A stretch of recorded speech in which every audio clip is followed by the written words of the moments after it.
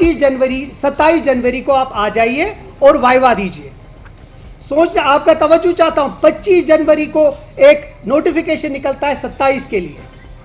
Only 1 day left. Now please tell me, जनवरी के महीने में बहुत लोग बाहर जाते हैं, एक दिन में ये लोग कहां आएंगे वापस कश्मीर और इंटरव्यू देने के लिए? तो ये अगेन इसका मकसद ही था कि जितने भी मैक्सिमम इसमें गिर जाएं वो ज्यादा अच्छा है। और इसके साथ एक और सवाल, एसएसबी और पीएससी 1:3 1:5 क्राइटेरिया अपना अडॉप्ट करता है इंटरव्यू के लिए। यह एक वाहिद एग्जाम है जिसमें 1:15 किया, 15 लोग एक के लिए।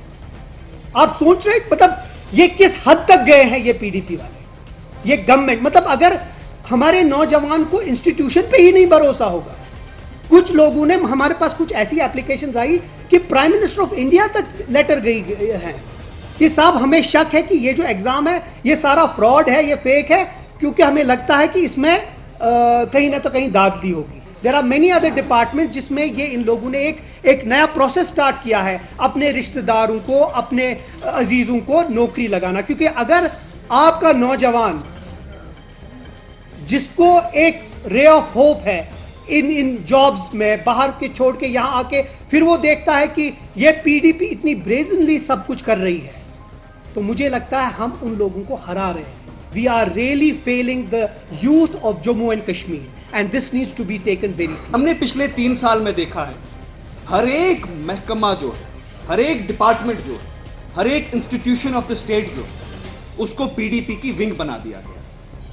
आज हम इस एक मुकाम पे पहुंचे हैं कि आज का जो नौजवान है वो खुलेआम ट्विटर पे या फेसबुक पे बोल रहा है मैंने पीएचडी किया है, मास्टर्स किया है, टॉपर हूं, तो मैं बंदूक क्यों नहीं उठाऊं?